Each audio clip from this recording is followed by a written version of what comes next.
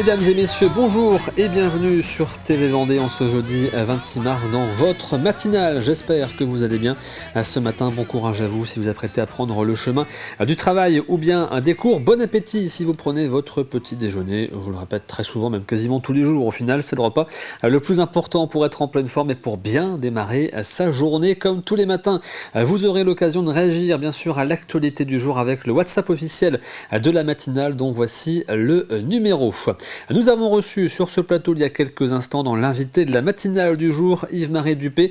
Il est le secrétaire de l'association 36 Quai de Sèvres qui organise à partir d'aujourd'hui et jusqu'à dimanche la 8e édition du Festival du Polar à Mortagne-sur-Sèvre. Il nous a donc présenté cette 8e édition, interview à retrouver désormais sur tvvendée.fr.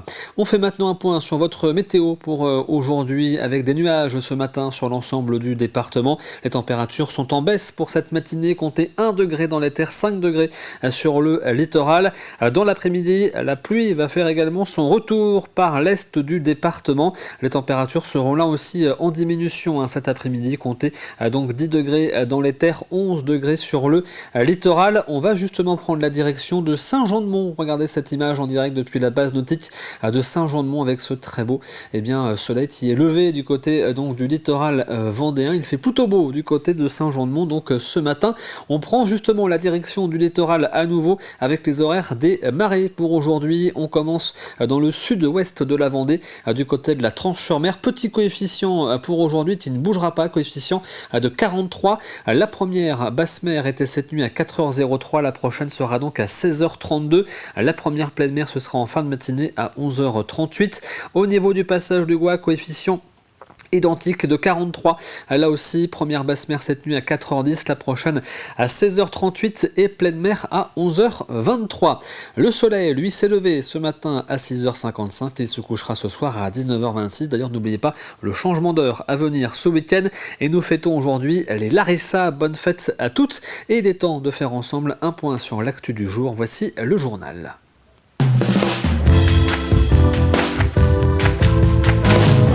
Nous commençons ce journal avec cet incendie cette nuit à La Roche-sur-Yon, un incendie dans une boîte de nuit, le Castel, situé à proximité du château des Oudéry et de la salle des anciennes écuries. Un bâtiment de 500 m² était totalement embrasé à l'arrivée des pompiers avec un fort risque de propagation. Une trentaine de sapeurs-pompiers ont donc été mobilisés venant de La Roche-sur-Yon et de la Chaise-le-Vicomte. Ils ont pu maîtriser en majeure partie les flammes à l'aide de 3 lances et d'une échelle aérienne. Fort heureusement, l'établissement n'était pas en activité, il n'y a eu aucun blessé. Les pompiers sont toujours sur place ce matin pour éteindre les derniers foyers et sécuriser les lieux. 10 personnes se retrouvent donc au chômage technique, nous en reparlerons dans le journal de 12h30. Nous allons maintenant à la découverte d'un nouvel outil mis à disposition des particuliers, un cadastre solaire mis en place par le SIDEV, le syndicat départemental d'énergie et d'équipement de la Vendée. Ce cadastre solaire permet de simuler l'installation de panneaux solaires sur une maison, de voir si cela est opportun, de voir de quel côté de la toiture l'installation est la plus judicieuse et de simuler également l'impact sur la consommation énergétique du bâtiment. Ce cadastre solaire est mis à disposition gratuitement par le SIDEV. Il suffit de s'inscrire. Les précisions de Grégoire de Châtillon. Votre maison est-elle adaptée au solaire ? Est-ce rentable de mettre des panneaux solaires sur votre toiture ? Mathias Belli, bonjour. Vous êtes chargé de mission au SIDEV. Alors comment ça marche cet outil du service public accessible désormais depuis janvier gratuitement, donc on l'a dit, aux particuliers? Alors, c'est très simple. Nous avons modélisé plus de 650 000 bâtiments en Vendée, en 3D. Et sur ces bâtiments, on a une couche d'irradiation qui permet de savoir si le toit est ensoleillé ou pas très ensoleillé. Et grâce à cet outil, à ce cadastre solaire, nous pouvons implanter des panneaux sur chaque toit de manière numérique et voir s'il est intéressant ou non d'avoir des panneaux sur chaque toiture. Là, on calcule l'orientation, la surface, la productivité, aussi la rentabilité? Exactement, donc chaque toit est modélisé avec son orientation, son inclinaison, et derrière chaque panneau est modélisé aussi, donc on est en capacité de savoir quel est le panneau le plus intéressant sur le toit et quelle est la production qu'on peut avoir par ce panneau. Et on met en parallèle de ça les consommations de la maison. On a un outil qui est vraiment très très précis puisqu'on peut aller jusqu'à télécharger la courbe de charge de la maison si le particulier est bien d'accord de partager cette donnée-là. Sinon, on peut simuler les consommations de la maison et le résultat, donc le retour sur investissement, est indiqué de manière très simple à la fin de l'étude. Alors c'est un service public, comment s'inscrit-on? Alors c'est à nouveau très simple, il suffit de trouver près de chez soi le guichet unique de l'habitat ou autrement dit l'espace conseil France Rénov'. C'est au sein de chaque agglomération ou chaque communauté de communes, il y a un numéro de téléphone ou une adresse mail pour prendre un rendez-vous et là un conseiller va donner effectivement un conseil neutre et indépendant aux particuliers pendant une demi-heure à 1 heure en fonction des territoires et vous ressortirez de ce conseil-là avec une étude, un document PDF qui résume tout ce que je viens de dire. Et chaque particulier pourra très simplement solliciter des installateurs pour effectivement lancer un projet d'installation photovoltaïque sur son toit. Merci Mathias. Donc vous l'avez compris, le cadastre solaire va vous permettre de savoir si cela vaut le coup tout simplement de mettre des panneaux solaires chez vous sur votre toiture. À direction Luçon, maintenant, nous allons à la découverte de la maison partagée 7 familles. Un lieu de vie pour des personnes âgées, désorientées ou atteintes de la maladie d'Alzheimer ou de maladies apparentées. Des personnes qui ne peuvent plus vivre seules à leur domicile. Dans cette maison partagée, ils se retrouvent donc en colocation et bénéficient d'un accompagnement avec une équipe d'assistants de vie présente 24 heures sur 24, 7 jours sur 7. L'intérêt de ce type de structure, c'est que chaque colocataire conserve un lieu de vie propre avec une chambre individuelle qu'ils aménagent comme ils le souhaitent et décident également de leur rythme de vie. Les maisons partagées se développent de plus en plus en Vendée comme alternative à l'EHPAD ou aux maisons de retraite classiques.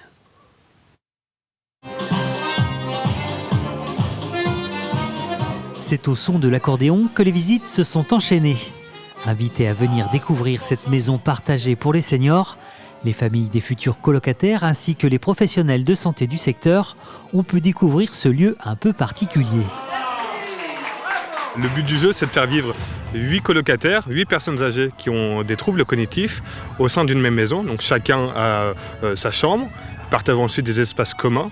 Et tout ça sous la supervision d'une équipe qui est là présente 24 heures sur 24, 7 jours sur 7. On retrouve finalement comme une vie à domicile, comme chez soi, mais tout en étant accompagné, comme une colocation de jeunes étudiants, sauf qu'aujourd'hui, 80 ans, 84 ans est plutôt la moyenne d'âge. La maison regroupe 8 chambres, 2 salles de bain et des espaces communs, comme la cuisine, le salon et la salle à manger. 4 salariés interviennent dans ce lieu 7 jours sur 7 et 24 heures sur 24. Les colocataires sont accompagnés par une équipe de permanents lieux de vie, d'auxiliaires de vie et leur travail consiste à les accompagner dans les besoins du quotidien. Donc s'il y a nécessité de faire passer un cabinet d'infirmier, un kinésithérapeute ou autre professionnel paramédical, c'est pris en charge par la responsable de maison qui fait le lien aussi avec les familles. Ici, le but, c'est que les colocataires puissent garder leur autonomie. Ils peuvent ramener leurs meubles pour décorer leur chambre à leur guise et sont incités à contribuer au mieux à la vie de la maison. C'est pour éviter que la maladie évolue trop vite. Parce que la maladie d'Alzheimer, les troubles cognitifs, c'est des maladies qui évoluent très vite si les gens ne sont pas stimulés. Donc moi, mon rôle est de veiller à ce qu'il y ait toujours un peu de stimulation, que les gestes de la vie quotidienne soient faits par eux. Et on leur laisse le temps. Si une toilette doit mettre 1 heure, la toilette, elle mettra 1 heure. L'habitat partagé reste une voie complémentaire à l'EHPAD qui se développe de plus en plus sur le territoire.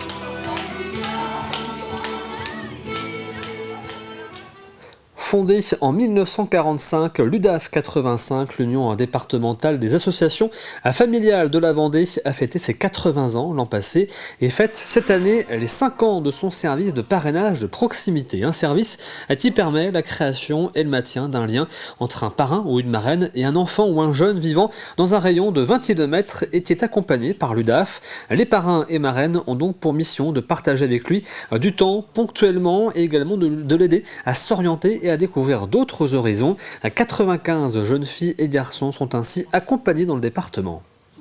Nous sommes arrivés en 2021 avec une quinzaine donc, de parrainages en activité. Et là, à l'heure d'aujourd'hui, nous sommes à 62. Donc nous avons quand même quadruplé notre activité du fait d'avoir aussi une meilleure connaissance et une meilleure communication, même si nous sommes encore très peu connus, malheureusement. Mais effectivement, là, ces 5 années au sein de l'UDAS, ça a permis justement ce développement. Au niveau donc, des parrains-marraines, on est vraiment sur tout profil, donc on est plutôt aussi sur des profils de personnes actives, donc qui sont encore en activité, contrairement à ce qu'on pourrait penser ou que le parrainage c'est que pour des personnes à la retraite. Non, on a aussi donc des jeunes parrains-marraines et même des très jeunes. Leur profil, donc c'est vraiment donc des personnes qui veulent passer du temps auprès d'enfants, qui veulent aussi apporter de leur temps, de leur savoir-être, leur savoir-faire et leur savoir-vivre. Et c'est vraiment aussi donc de pouvoir aussi donc passer donc du temps agréable à travers d'activités auprès d'enfants sur tout le département.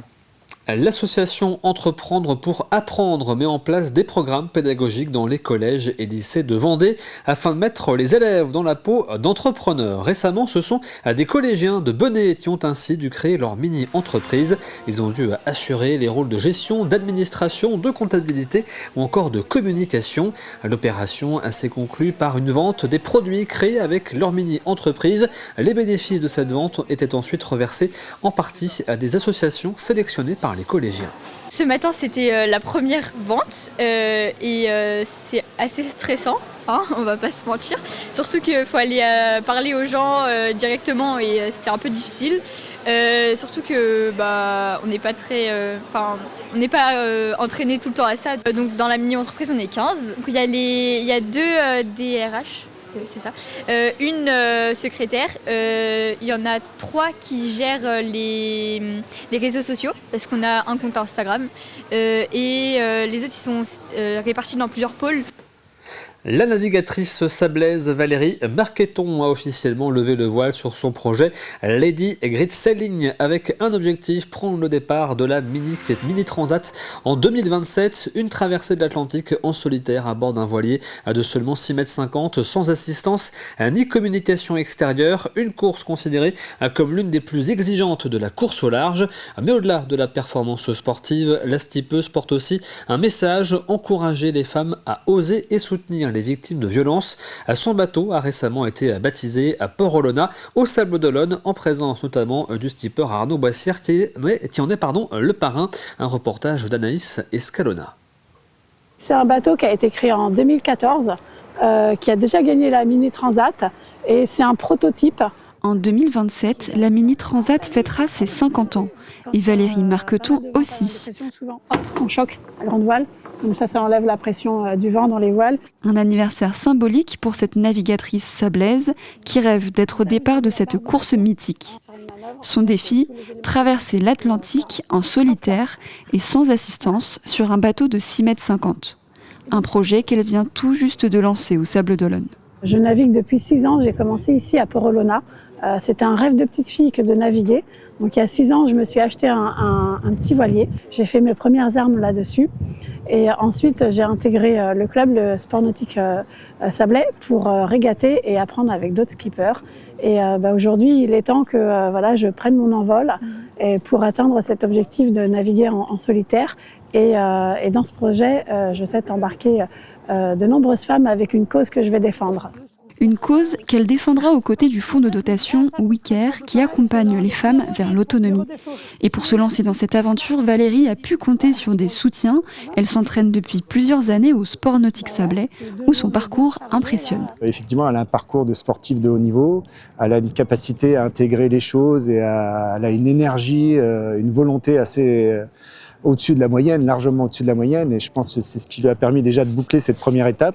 À ses côtés, le skipper sablais Arnaud Boissière, parrain du projet et ancien propriétaire de ce bateau. Quand on est à bord d'un bateau, il n'y a plus hommes-femmes, c'est des marins.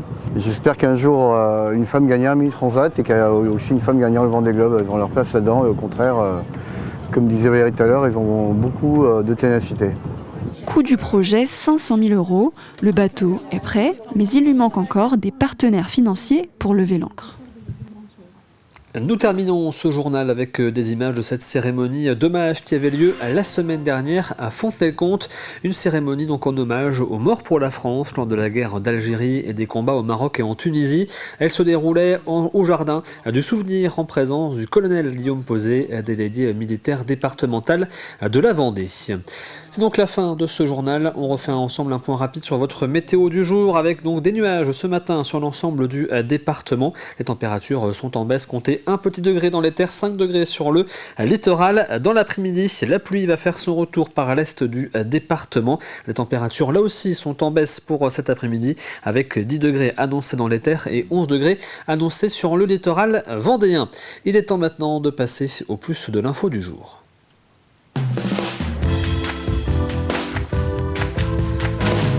Et le plus de l'info est consacré ce matin à ce challenge organisé par l'établissement français du sang, le challenge Plasma Team. Objectif, recruter un maximum de donneurs de plasma, mais aussi de sang. Regardez.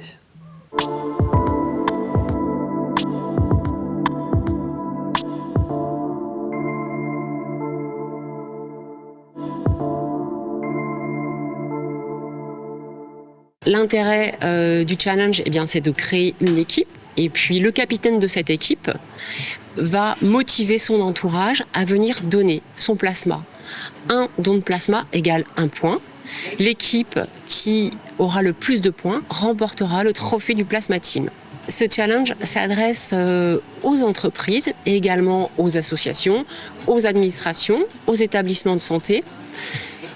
Les lycées également, donc on a de nombreuses équipes aujourd'hui qui se sont formées et qui ont répondu présentes à notre appel de ce challenge.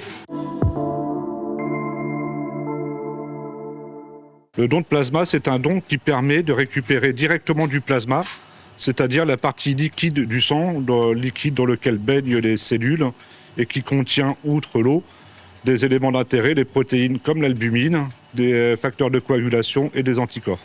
Les dons de plasma sont importants dans un contexte où il existe une forte demande de médicaments dérivés du plasma, les immunoglobulines, forte demande mondiale et pour laquelle la France ne collecte pas assez de plasma pour subvenir à la hauteur de l'ensemble des besoins pour ces médicaments.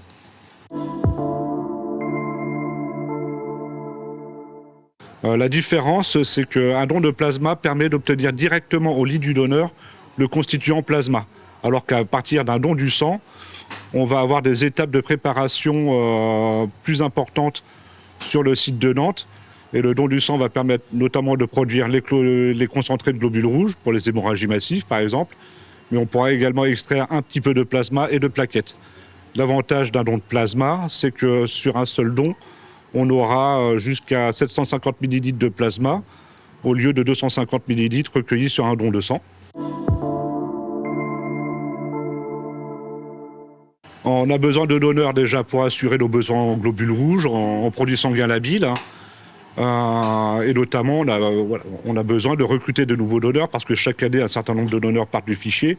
Et par-dessus cela, on a une ambition d'augmenter très franchement la part du plasma français pour la fabrication des médicaments dérivés du sang en France, afin de s'affranchir de dépendance, notamment au plasma américain, sachant que les 2/3 des médicaments dérivés du plasma, des immunoglobulines, sont produits à l'heure actuelle dans le monde, en France, à partir de plasma américain. Et voici pour ce plus de l'info du jour consacré donc au challenge Plasma Team lancé par l'établissement français du sang. Il est temps maintenant de passer à Explique-moi.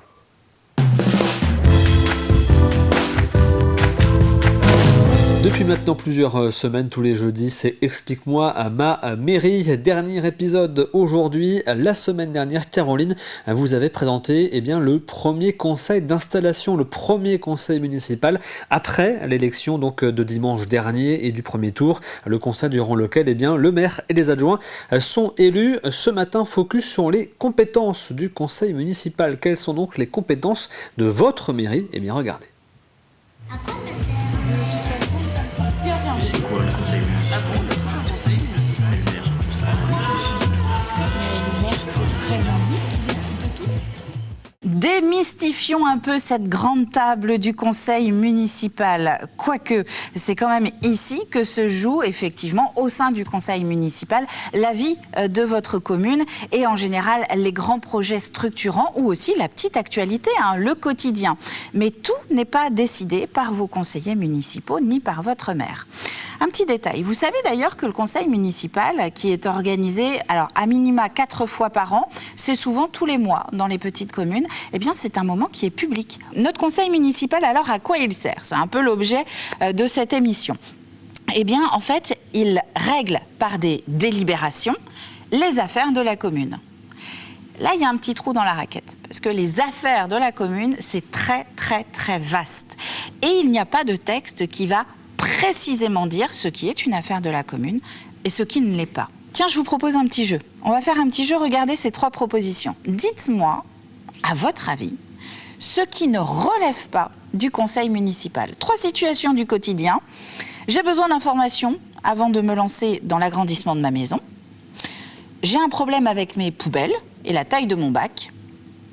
Il faut que j'informe la cantine scolaire de la commune d'une allergie alimentaire de mes enfants. À votre avis, laquelle ne concerne pas votre mairie?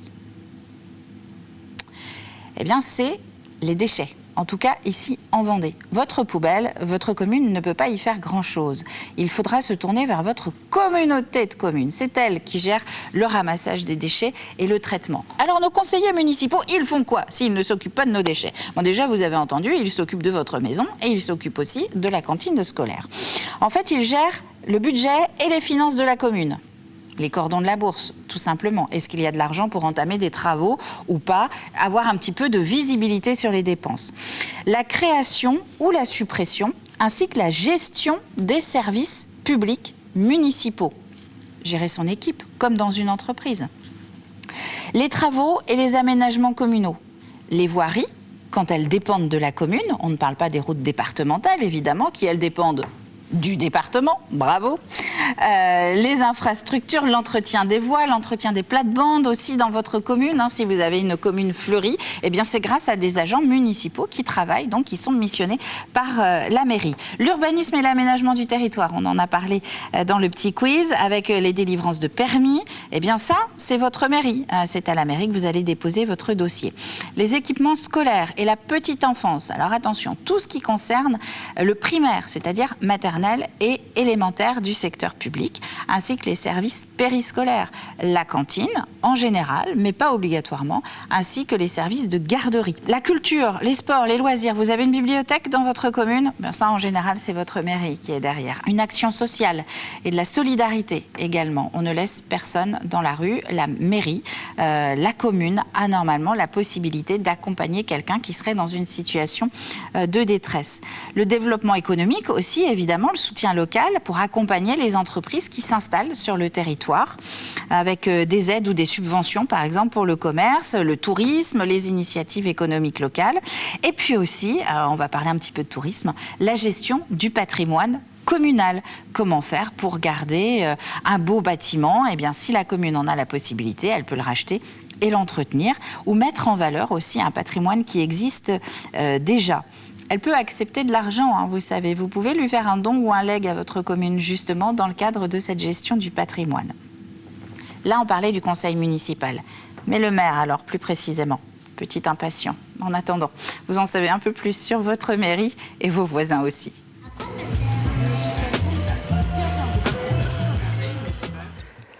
Merci Caroline donc pour toutes ces explications sur le fonctionnement de notre conseil municipal. Et d'ailleurs pour les communes qui étaient concernées par le deuxième tour dimanche dernier, eh bien les premiers conseils municipaux d'installation doivent se dérouler entre demain matin et dimanche soir. Et si vous souhaitez, eh bien vous pouvez y assister. Les séances du conseil municipal sont publiques, donc n'hésitez pas si vous voulez eh bien faire un peu vous curieux et assister à une séance du conseil municipal de votre commune. Il est temps maintenant de passer à Café Cuisine.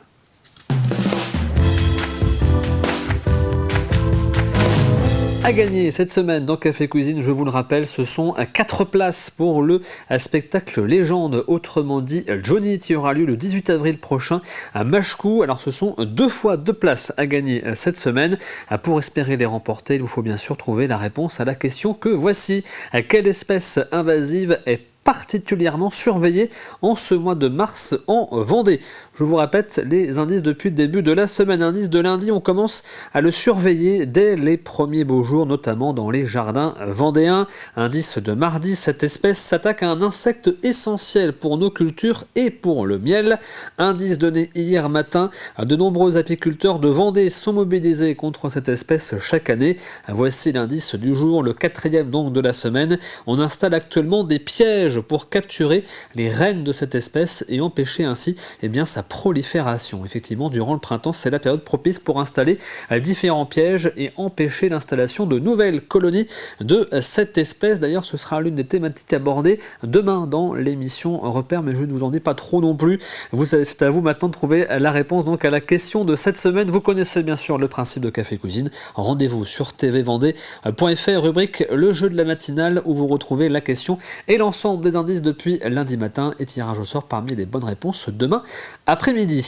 C'est la fin de cette matinale. Merci à vous de l'avoir suivi. Je vous retrouve à 12h30 pour une nouvelle édition d'information et également bien sûr demain à partir de 7h pour une nouvelle édition de la matinale. Très bonne journée à toutes et à tous. Don't worry.